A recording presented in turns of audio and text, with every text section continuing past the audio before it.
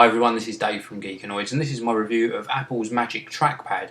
Now this is going to bring multi-touch to the desktop. We've had trackpads on laptops for a long time now, and this little device connects to your desktop Mac or PC via Bluetooth, and it allows you to control your Mac by using your fingers rather than the mouse. Now if you've been following my channel, you will have seen me unbox this and give you a product tour a few days back. Well, I've been using it exclusively since then. I put my mouse away so that I could give this a proper test, and I've got it set up on my desktop now. You can see inset on your screen a picture of the Magic Trackpad next to my keyboard. I'm using a normal wired Apple keyboard, and basically I'm going to just run through what the trackpad does and then give you my opinion of it. So you have to excuse me looking down very occasionally, but I'm working off of the screen and also the second camera set up with that inset picture. Now first of all, for browsing it's been really good. Let me just switch to Safari, and I've got a standard web browser window up here, and I can use two fingers to scroll up and down. It also does this inertia scrolling like we've been used to on the iPhone and iPod Touch, so if I scroll fast then it will continue scrolling down the page. So in one movement I can actually scroll up and down from the top to the bottom, or I can do it slowly so it senses how fast I'm moving my fingers across the trackpad. Now I can also do various gestures with my fingers as well. I can pinch to zoom, so I can actually zoom in on this window here, and if I want to I can actually hold down a modifier button, which is control on your keyboard, and if I'm holding down control now and I use two fingers, I can actually zoom in the whole screen where the mouse pointer is. So if I want to zoom in on this top area, I can zoom in on the top area. So very good that you can hold down a modifier key as well. I can also use more than one or two fingers. I can use three fingers. So if I switch windows in Safari to perhaps this one, I can use three fingers in a sweeping motion across the trackpad to move forwards a page and forwards another page, or back a page, back another page. So really good. I can also use four fingers to activate expose, which gets rid of all the windows and shows my desktop, or I can use four fingers in this motion and it brings up my application switcher, so I can switch to another application. So lots of things that you can do. Really quite impressed with how this works. If I go downwards with four fingers, then it shows me my open windows, and I can move to another one, click on it and select that window to bring it to the front. So lots of things you can do just with normal applications such as your internet browser. Now there is also two finger scroll as well, which I showed you briefly, but if I move this window smaller, as you can see I can scroll up and down. I can also scroll left and right as well, so I can pan around this window at will if it was in fact small enough to bring up the two scroll bars. Now let's use the application switcher, so four fingers across, and then I'm going to move across to iPhoto, and here I've got some photos. Let's double click on this one. So again I can double click anywhere on the trackpad. It's actually a physical click as well as I'm clicking down, and while I'm in here I'm going to switch to full screen mode, and now I've got this photo up nice and large full screen. I can actually rotate the photo and rotate it back, and I can actually pinch to zoom in and out, and then I can actually scroll around the photo as well. So it's a little bit slow for scrolling because it's moving a lot of data around. So let's come out of that, and I'm going to show you the preferences for the Magic Trackpad, just to show you all the different things you can set up on it. So if you go into System Preferences and then click on Trackpad, you've got so many things that you can set up. Tap to click, which I've actually turned off, which means instead of doing a physical click you can actually just tap on the trackpad. So instead of pushing down I'm just tapping.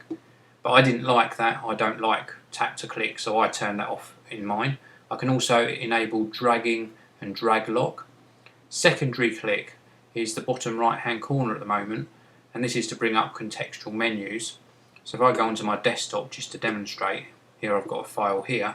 If I click in the bottom right hand corner of the trackpad, it brings up that contextual menu.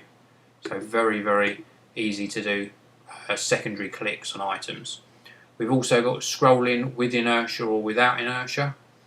We've also got rotate function, the pinch to open and close, and screen zoom options, secondary click, which we've already covered, swipe to navigate with 3 fingers, and then the 4 finger gestures for expose and switching applications. Now on day 1 of getting the trackpad, I was determined to use this exclusively and to give it a really good test to bring you the review. Now setting up on day 1, extremely easy. So I'll just give you a look at this on that inset camera. Here is a slot and the batteries are pre-installed. It runs on 2 AA batteries. But if you ever need to change them, you open up this slot on the left hand side of the trackpad. And then to get it set up, you have to download a little piece of software. The software is available on Apple's website, and it's available for the Mac or 32-bit and 64-bit versions of Windows. Once you downloaded that, you then turn the trackpad on using the button on the right hand side. You go into your system preferences, pair the device with your Mac or PC, and then you're ready to go. So it was up and running extremely quickly. Now, day 1 I reached for my mouse probably once really. In reality, there was just one instance where I went to the trackpad and I was looking for my mouse on the right hand side. Day 2 I really stopped looking for that, and I think the reason for that was I'm used to using a trackpad on the laptops, so using the Magic Trackpad seemed very natural to me. Now the top surface of the trackpad is nice and smooth. It offers really accurate tracking. You can see my mouse pointer moving around the screen now, and it's nice and large. I was expecting it to be smaller than it is, but it's a very good size, and it's got a nice weight to it too, so it doesn't slip around on the desk. So that's really nice. And the physical click, so these 2 little feet underneath, actually give a physical click when you're clicking, so I like that a lot as well. Now day 2 I used the trackpad a lot more, probably about 4 hours on day 2, and then day 3 I didn't look for my mouse at all, so I've really transitioned straight across to using the Magic Trackpad all the time without looking for my mouse now. So I really can say that I use it exclusively and I don't miss the mouse at all. I've even used it for some video editing in Final Cut Express, and it's very easy to use. So I don't think there's any problem moving away from the mouse and using the Magic Trackpad. Now after a week of use, and this is why I left open the system preferences, so I've used this for almost a week now, and it's got a trackpad battery level down in the bottom left hand corner of the system preferences, and it's showing 94%. So on my calculations I should be getting round about 3 to 4 months use on a single set of batteries. So very good battery life, and if you picked up one of Apple's battery chargers as well, you're going to recharge them anyway, or perhaps you've got your own AA rechargeable batteries, so it's just a simple matter of swapping them out every 3 or 4 months anyway. It feels really natural, and I think that Apple have managed to replace the mouse for many users. They do these things where they removed floppy drives from computers all those years back, and I think now they've said, right, we don't need a mouse.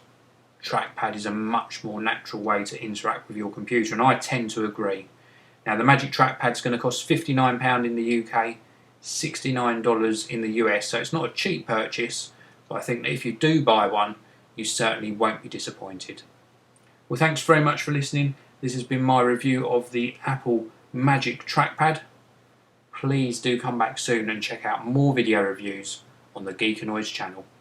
This video is sponsored by mymemory.com. For great prices, fast delivery and reliable customer support, visit mymemory.com.